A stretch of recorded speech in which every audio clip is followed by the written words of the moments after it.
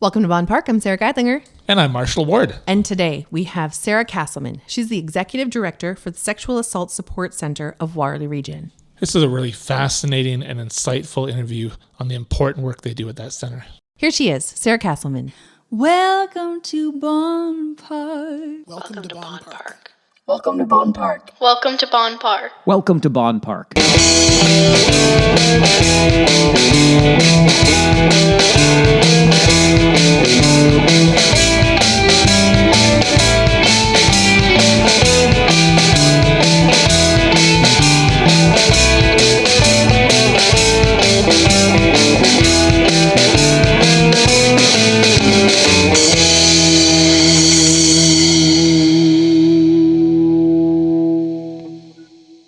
Can you do us a favor? Can you please leave us a 5-star review, like or subscribe to our show, and share with your friends? We'd also love it if you followed us on social media. We are a homegrown community project, and every bit helps.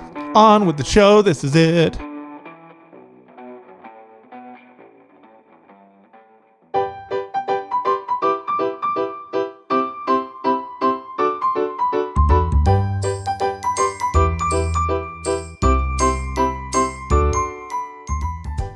In celebration of Women's History Month and women's achievements and contributions to Waterloo Region, Bonn Park is supported by the St. Jacobs Farmers Market. The market is a community landmark of more than half a century and is the largest year-round farmers market in Canada.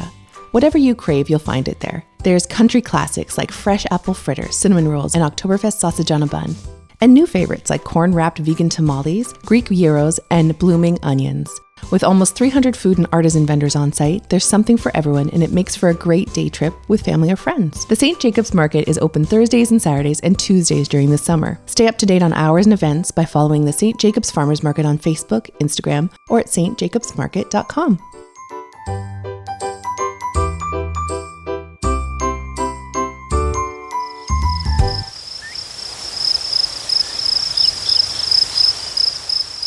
Bonn Park supports Crow Shield Lodge. He originates from Chapleau Cree First Nation and is a 60s scoop survivor. Clarence finds himself invested in the Waterloo region. He's committed as a helper and offers his services to help people heal. Clarence currently works as an Indigenous Services Coordinator at Conestoga College. He is the visionary and founder of Crow Shield Lodge, a space that helps individuals find healing, belonging, identity, and getting on the good path in life. Crow Shield Lodge is offering monthly sweats and winter programs, virtual and in person.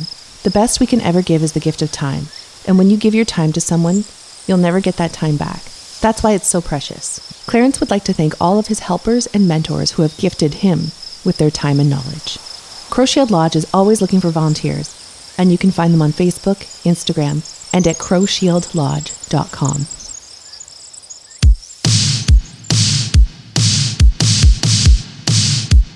Here's a message from Summer and Hannah. 1, 2, 3. Bonn Park is supported by Gifted in Belmont Village. Gifted has some of the quirkiest, funkiest, and coolest gifts you'll find anywhere, like tea infusers, mugs, cozy reading socks, plant pots, cushions, and throw blankets, along with amazing puzzles and games. Want the perfect gift for that hard-to-buy for special someone? Whether you're looking for something nerdy, literary, cute, funny, bizarre, local, nostalgic, or unexpected, Gifted has it. Among all the unique items from around the world are amazing creations by local artists, along with the one-of-a-kind greeting cards. You're bound to find what you're looking for, even if you have no idea what you're looking for, at Gifted. Shop online at giftedwaterloo.com and check them out on Facebook and Instagram.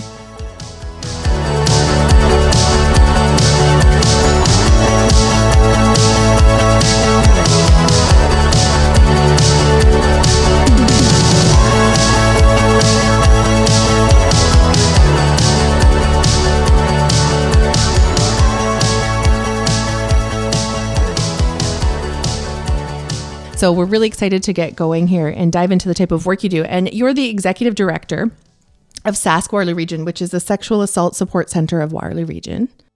I've been at the center for quite a long time. I started in 2002 when I was a volunteer. So I guess that now makes it 20 years in total with the center. I was very young, too young to really be working even. So I volunteered for a few years, and I was working, this is after university, I was working at Guelph Wellington Women in Crisis, supporting women who'd experienced domestic violence residentially in the shelter there. And after a few years of volunteering here, while working there, I came on staff. So executive director, it means that a lot of the work I do is behind the scenes, funding and reports and partnerships. And then on occasion, I get to come and do things like a podcast. So this is very different than going through the budget and prepping for year end. It's a really diverse role, but our center has been in the community for 32 years, supporting survivors of sexual violence. And we're very busy. One of the things on your vision page on your website, just the wording that really struck me is that you work to transform systems which promote gender-based violence. And that's backwards from what I'm used to hearing.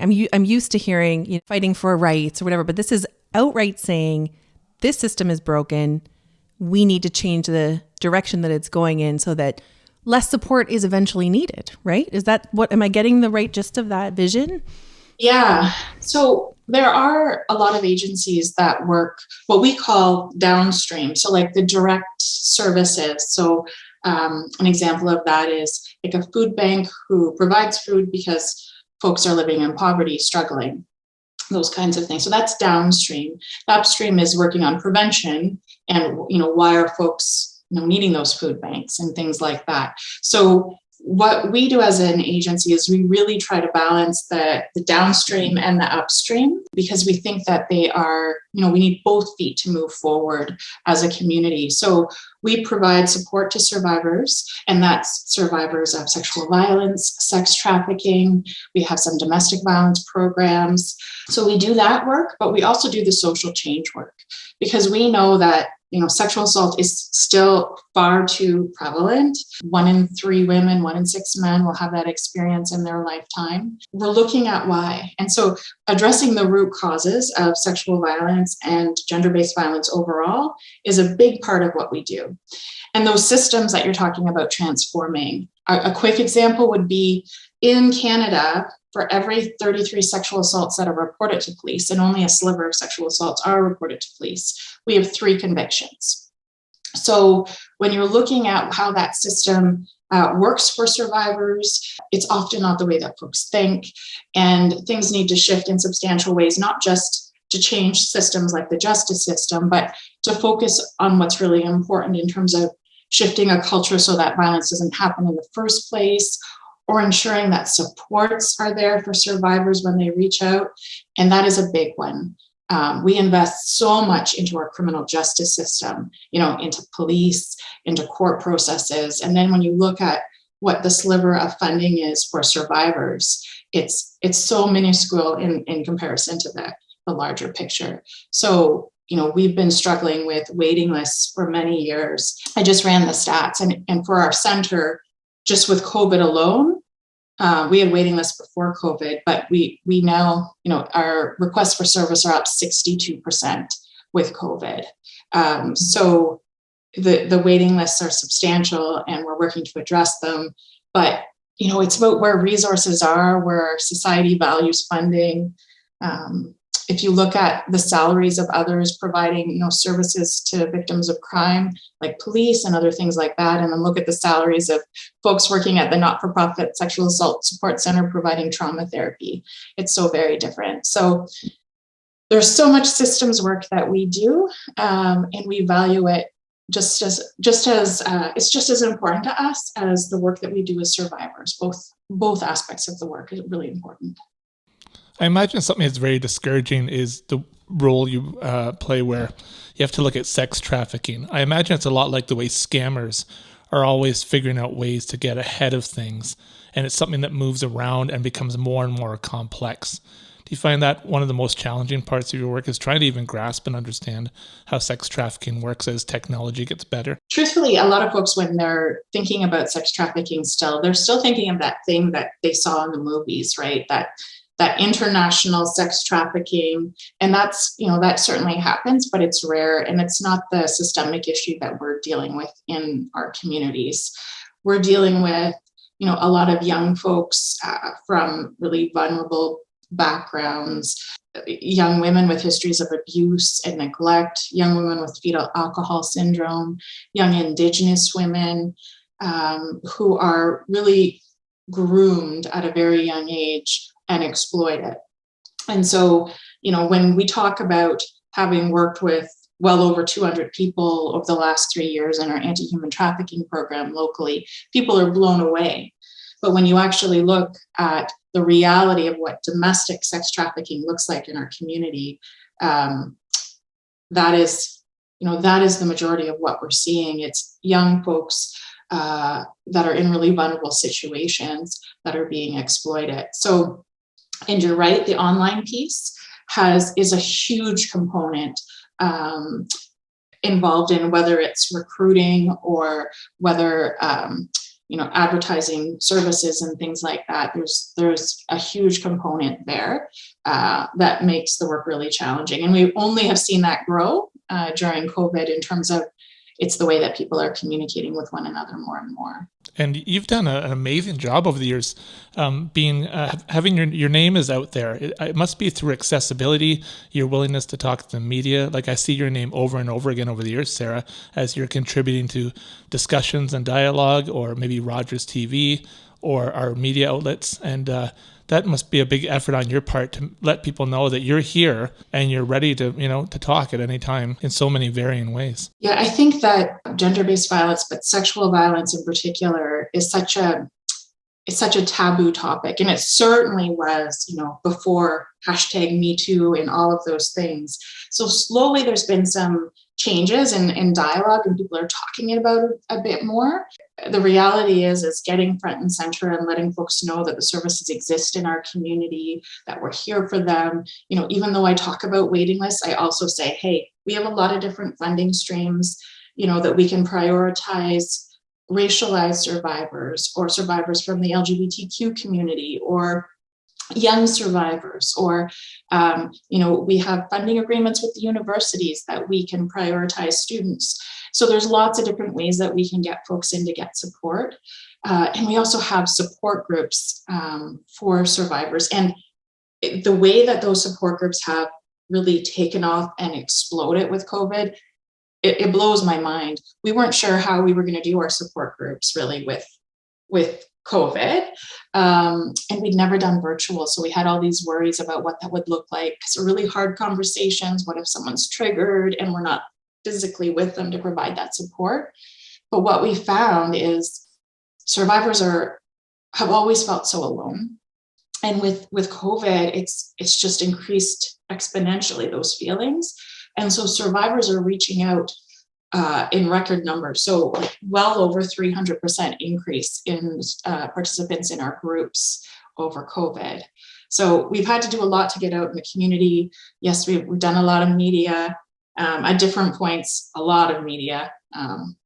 Right. Recently, I've been thinking a lot about when Cosby was in town, because sometimes we have another person coming to town that's controversial and that, definitely have some thoughts about. So I was thinking a lot about Cosby, and that was kind of a time where there was starting to be a cultural shift and people were starting to pay attention. This was his first international appearance since the allegations against him had resurfaced and multiplied. And we did, 35 media interviews that week. And that was really a time of certain transformation. Cosby, Ghomeshi, and the media started reaching out more and more to us. So it is certainly a way that we try to reach our community, both in terms of getting support for our center and letting survivors know that we're here. Well done, Sara. Like you were touching on earlier, and when we first got started here, it's incredibly important work. When we were talking to Victor Santiago of Family and Children's Services of the Waterloo region a few months back, I flat out said to him, I don't get it. So people doing this line of work should be paid like basketball stars, like baseball stars, football stars. This is the important work in our community. And I think until there is a shift like that, some people won't take it as seriously, right? Because the almighty dollar is everything. And we pay attention to where the money is going and what we should take more seriously as a group and as a town and as a city and as a society, right? But I can't imagine the weight of trying to get all of these important services to the community while getting those grants, while getting the word out to the community. It's just double, triple, quadruple the amount of work, I think, that it should be. I'm advocating all the time. I believe services like sexual assault centers, shelters for people that have experienced domestic violence, those should be funded as essential services. I talk about, can you imagine the chief of police out there in their Halloween costume doing a fun run to raise money to pay for their staff? And I'm not saying the chief wouldn't do that. He probably would to raise money for a charity, but he doesn't need it to pay for staff that are providing essential services. And that's the kind of thing we do all the time. We spend so much time seeking out funds, reporting on grants, doing all that stuff that is all behind the scenes that people don't necessarily know needs to happen. But when you have to get funding from 25 different sources, small pots to make your center run for the year, there's a lot of administrative work. Mm-hmm. So I can't even imagine what it would be like to be funded at a level that when a survivor reaches out, we can just provide service, that there's not waiting lists, and we can focus our energies on making sure that service is amazing and making sure that we're shifting the systems that are at the heart of it. If we just could do that and not spend the day doing all the other things that we do, we'd be so much farther ahead. And it really does say something significant that folks doing, like we're talking master's level trauma therapy and nowhere near, what the starting salary would be for folks, working in the criminal justice system or things like that. Not to mention being able to rely on a future pension or those types of perks that aren't applicable in the industry as well. Yeah. Yeah. It's really looking at how we're allocating resources as a nation, as a province, and as a community.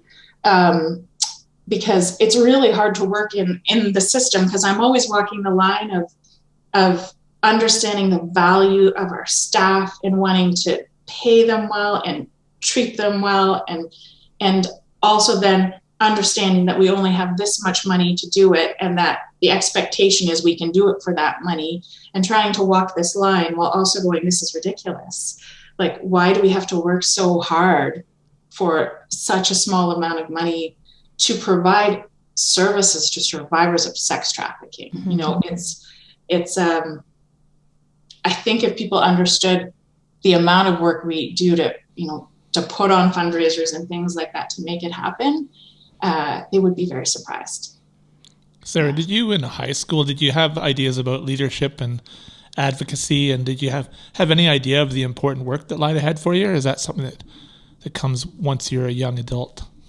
I'm a preacher's kid. I just before the sound started rolling, I had shared that.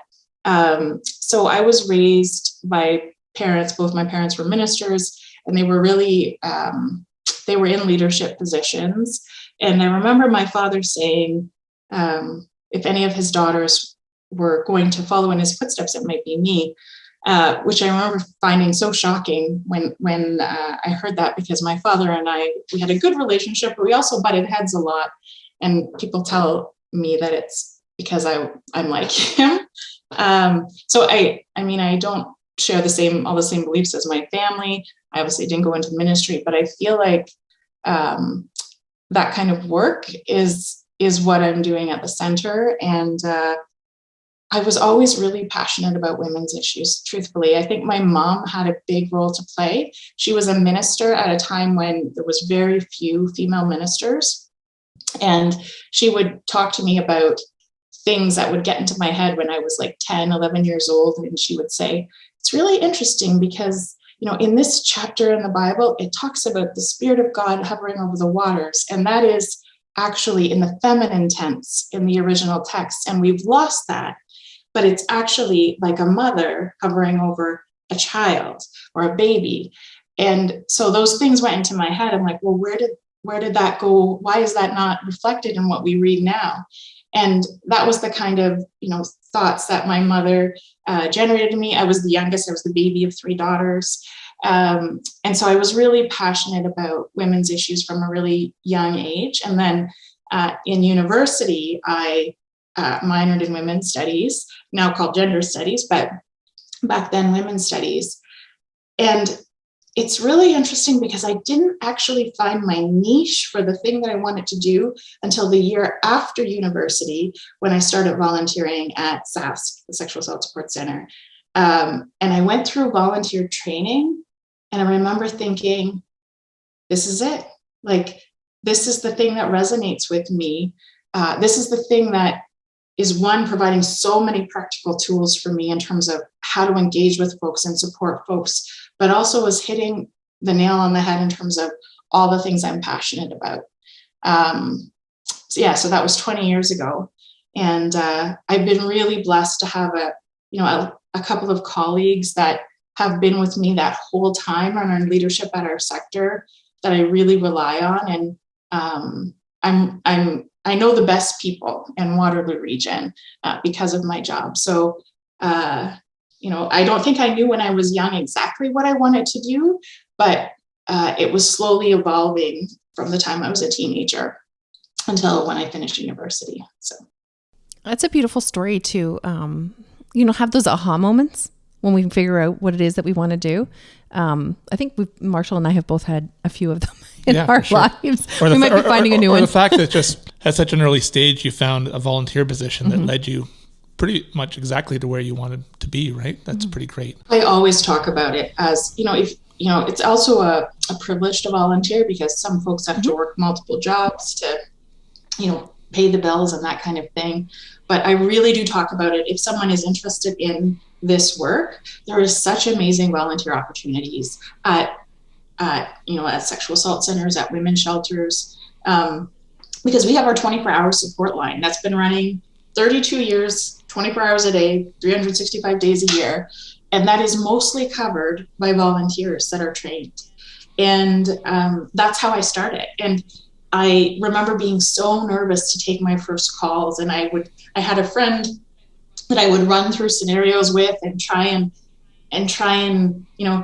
figure out what the very best thing to say to a survivor was. And I was so nervous. And finally someone said to me, the fact that you're so nervous means that you really, really care. And what that survivor needs to hear is that the person on the other end of the phone really is invested and cares. And, that helped me so much. And so starting on the line in that way, I learned so much. And it's such a great way. Like, if there's a volunteer that wants to apply for a position at our center, it's amazing for them to already have that training and that experience. So if you are local, it's such a cool opportunity because you can do it from home, because you just get not paged. That's the old system. You just get a call by our answering service when a call is, and then you get hooked through to them. So, I see. So it's sort of like you're on call and you keep your phone by you, and if a call comes in, you're ready to roll. Yeah. Mm-hmm. Yeah. So you can be a student who's doing homework at home. You can, provide it that when the call comes in, you can just have a quiet space to take the call, which is amazing because you can have 4 hours of volunteering, maybe 1 hour of a call, but still be at home doing what you need to do. So it's a cool volunteer opportunity. And I saw on the website that you're always looking for volunteers, always looking for extra hands, extra ears, all of the above. And lots of hiring too. Our center's really grown. And so we're almost always hiring right now. We've grown. So, 6-7 years ago, we had 9 staff as a center. And that was before we had dedicated anti-human trafficking programs and a lot more work. We'd have a lot of public education work and a lot of programs that are about engaging men and boys in the work to end violence against women and all of that. But so we've grown, and now we have about 30 staff and about 60 volunteers at any point. And so because of all that growth, we're generally hiring quite a bit. Is there a big difference between urban and rural in who you're able to reach in terms of, I imagine a lot of the activity and a lot of what's happening is happening in the city part of our region, eh? Well, survivors are everywhere. So I would say that historically we actually had a more difficult time reaching the rural areas because way back in the day we had the capacity to send a counselor out to rural community centers to offer some support. But as the cities grew and the demand grew, we didn't have that capacity anymore. So we've always, encouraged folks to come in from the townships and things like that. But with Zoom now, we're able to reach everyone across the region so much better, truthfully. And we always had Zoom, but people were less comfortable with using it. Now it's so second nature. Yeah. Yeah. Now even the rural folks are equipped to use it. So we do get requests from really all across the region. Sometimes they look different depending on the area that we're serving, but it's a systemic issue: gender-based violence, sexual violence. So it's coming from the rural areas as well as the city. Something we talked about earlier was obviously fees and allocation of funds. And Marshall and I say this on the show all the time. Everybody wants art, but nobody wants to pay for it. Walk into anyone's home, there's some kind of art there: music, books, visual, whatever that might be. And everyone knows that this is an important service, yet there isn't enough of a loud conversation being made about the fact that funds need to come towards the funds need to be directed towards these types of services in larger amounts. Part of what I'm wondering, though, is the conversation has changed a lot, even from what I see. Instead of, try not to get raped, to let's teach people not to rape. Like, we need to teach teachers, and it's usually these new comments and new conversations are usually directed towards boys. And so instead of teaching your girls not to get raped, you need to teach your sons not to rape. And I realize that's not the situation across every assault that happens. It's not necessarily boys versus girls. I know that there's a lot that goes on, but the general idea is that conversation has to change. I remember watching, I think I've told this story before. This is such a small little thing, but I remember watching my daughter at our local pool having a swimming race. As part of the training that they're doing, right before Bronze Cross, they do this training where they have to do laps back and forth. And her and another girl were just neck and neck.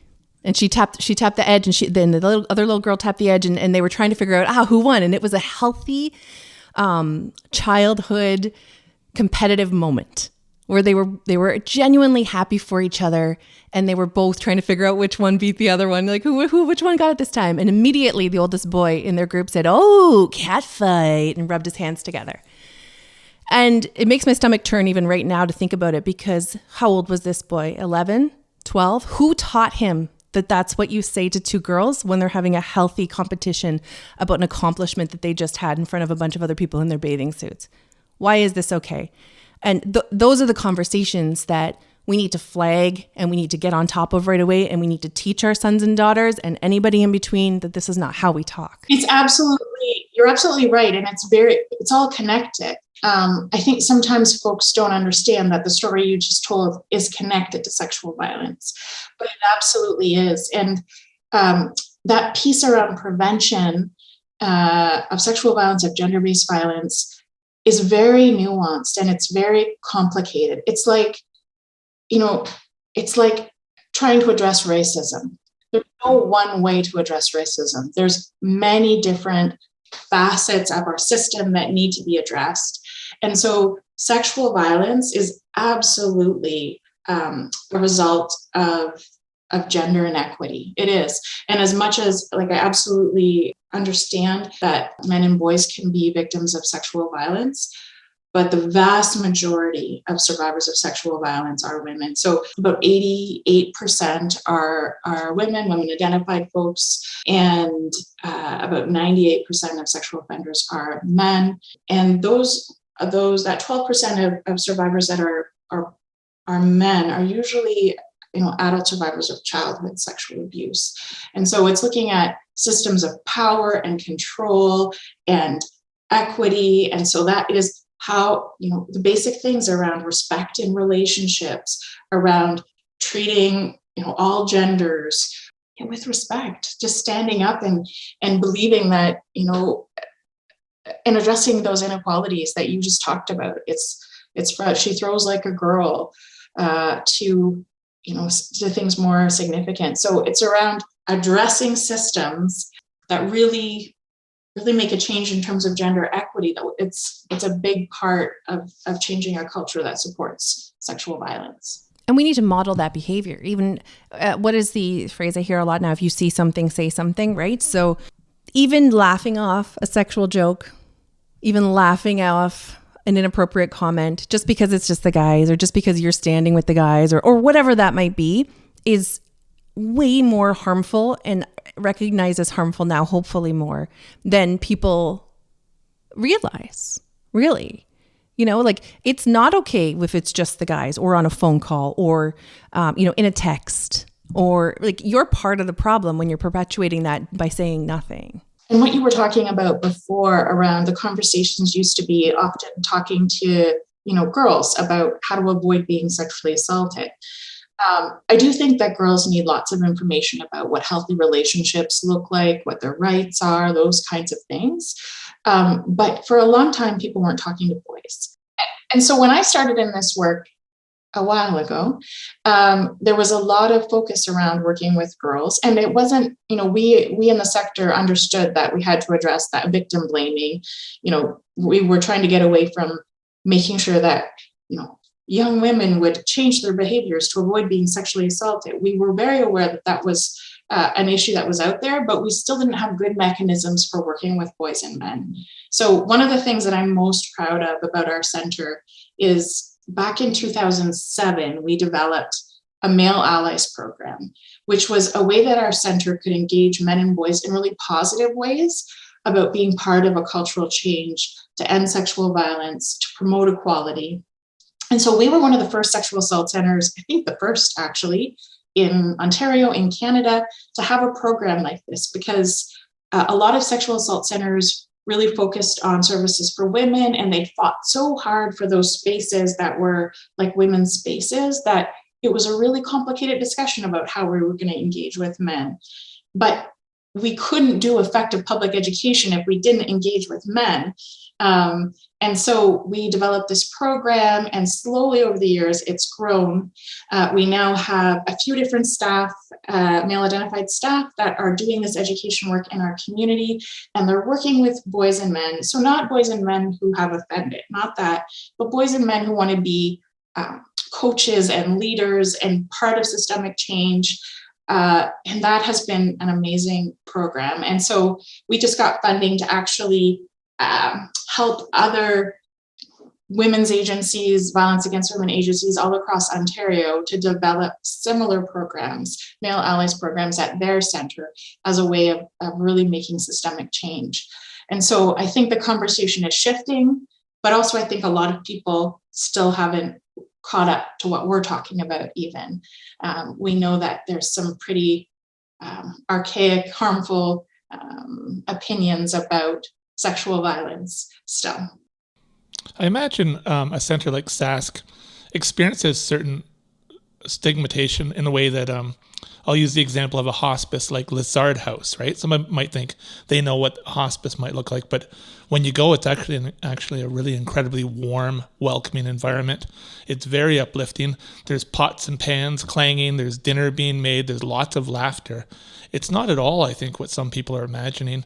And I imagine when people think about volunteering or getting involved with SASC, they think, oh, that's probably some cold white office with posters on the wall. And that doesn't sound like a very comfortable place to be in. But I imagine it's like any workplace where you create a bit of a, maybe a family environment and camaraderie, and you make it as welcoming as possible. Yeah, I often get that, if someone asks what you do and you're, sometimes I say I'm the executive director of a not-for-profit.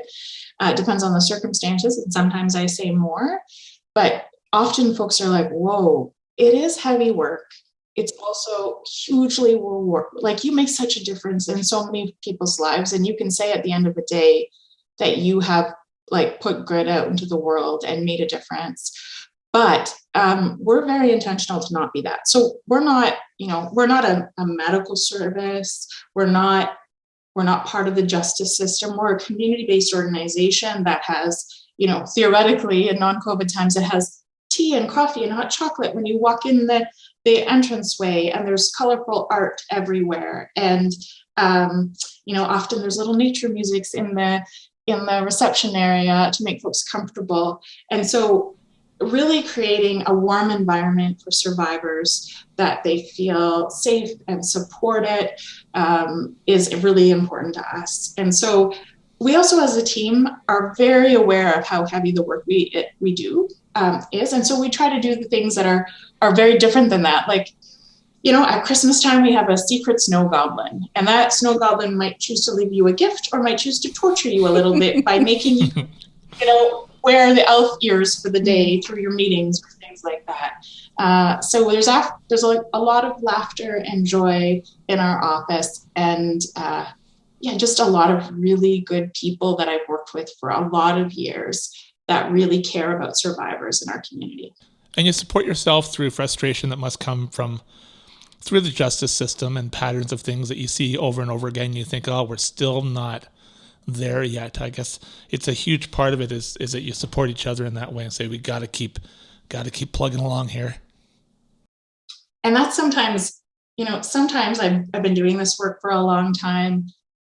It's COVID. Sometimes I'm tired, and then something happens, and I'm reminded about how passionate I am about this work, and that I wouldn't know what to do if I didn't have a platform to address it. Last year in our community, there was a local survivor. It made the news. It was big news. She was charged with a breach of the publication ban in her own sexual assault trial. So what happened is she went to court. He was found guilty of sexually assaulting her. She shared some of the judge's ruling with her support networks. The offender found out and said, there's a publication ban. She's not allowed to share that information. The publication bans are in place to protect her. And he successfully had her charged with breach of publication ban in her own trial where he was found guilty. And it got through our justice system to the point where she was charged, found guilty, had to pay a fine, was going to be facing a criminal record for telling people what happened to her. I got a call from a local reporter, and he's like, I just saw this happen, in the courthouse. Do you have any thoughts? And I was flabbergasted. I was blown away that our law could be twisted and turned in that kind of way to harm a survivor of sexual violence in a case where someone was found guilty, which is already so rare. So the ultimate thing that happened is there was a lot of community uproar. It went across Canada. There was lots of news. And eventually, with the help of a lawyer and a lot of work, that decision was overturned. But when that happened in our community, I was thinking, at some point, a police officer had to say, oh, this is a good thing to charge. And then a crown had to say, I think this survivor should have to pay for telling people about her story. And then a judge had to say, I agree, let's fine her and give her a criminal record. I'm like, how many ways did our system just fail? And what did that cost? Yeah. A lot. It costs our justice system a lot. It costs that survivor a lot. It costs all the other survivors that were listening, thinking, wait a minute, if I talk about what happened to me, is this going to happen to me? It had such an impact. And so in those moments, I was like, if I didn't have a platform to say, this is not right, and to be able to take action and move forward, it wouldn't have been good for my mental health. So those are the moments that remind me of why I'm here doing this work. I'm so glad the decision was overturned, but those are the kinds of things we're facing on a regular basis at our center. So talking about these archaic views and having to change the conversation and needing the funding and needing support and needing, to get the word out that these supports are in place for people to use whenever they need it, 24 hours a day for 32 years. This phone's been running, this hotline's been running. What are still the biggest struggles that your center faces in helping the community? It is absolutely true. And until something shifts significantly, I think the biggest issue will be a lack of funding, a lack of prioritization of where resources go. I believe that our services should be funded like essential services. And I say that because last month, every month it changes. I get an update every month, but last I heard, there was 170 survivors on our waiting list. And so 6 years ago, if we had 40 survivors on our waiting list, we thought that was a crisis. And after the Me Too movement and all the dialogue shifted and people started talking about sexual violence, our numbers crept up quite a bit, and we'd be at like 100, 120. And back then we were thinking, we need to go to the media. We need to go to every funder and say, we're getting hit with a tsunami of folks reaching out to us. We need support. Like, do we have to freeze our waiting lists? And so that's the kind of environment we were in just before the last provincial election. And we actually had a commitment from the province at that point to significantly raise the funding for sexual assault support centers. And when we got that word, it was like it wasn't just this tiny bit of funding. It was enough to, hire a few more counselors. And our center was ecstatic. Like, there was tears when we heard that this was happening. And then after the last election, that money was, that promise was taken back and the money was withdrawn. And so we haven't seen an increase in many years, even though the demand has doubled and tripled since the funding was laid out. So I would like to just see us as an essential service, funded appropriately, so that we could do the work so that no survivor is languishing on a waiting list. It's hard as a leader in an organization to try to get more work out of your staff while understanding that they're stretched, they're doing this hard work, they're at capacity. They're also, impacted by COVID and things like that while supporting others. And so to not be always in this place where there's such a scarcity of resources would be such a welcome reality for our center. So resources is tied with priorities, community priorities. And one of the things we're going to be asking, before the provincial election this summer or late spring is this a priority for our community? Are these the kind of questions we'll be asking candidates? What does the party that you're voting for, what stance do they have on these issues? And we're going to be working really hard to spread that message in our community because we really want to see some change. Sara, I've always thought there's something heroic about persevering in the face of near constant frustration, but where I feel okay about it, I guess, in thinking about the work you do is there must be just enormous personal growth that comes with it every year, right? Can you kind of reflect on your own personal growth over this journey that there's still much more work to do? I've seen a lot of change in the years that I've been working in this sector.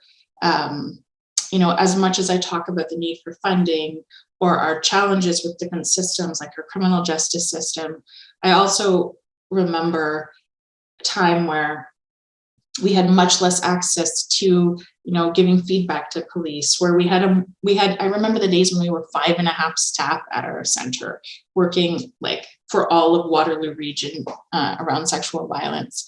So there has been some shifts and some changes. We still have a long way to go.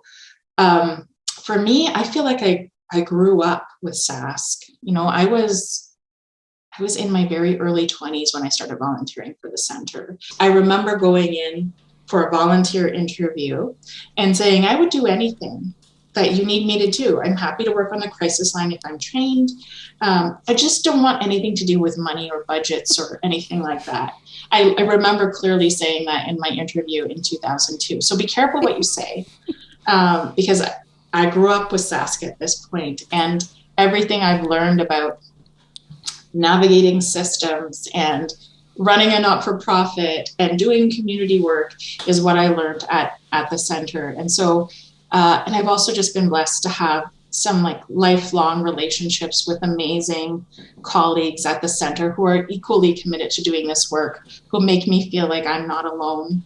And I definitely can say that I'm doing a job that I feel like makes a difference. And sometimes I don't see it when I'm lost in funding reports, but when I hear the testimonials coming in from our staff, it it's like, here we are doing the work. And it used to be my very favorite thing to walk by the group room at the center and hear like bursts of laughter from a group of sexual violence survivors in a group. But there was actually so much joy and so much healing at the center that those are the moments that I miss, and I look forward to being able to have those moments again.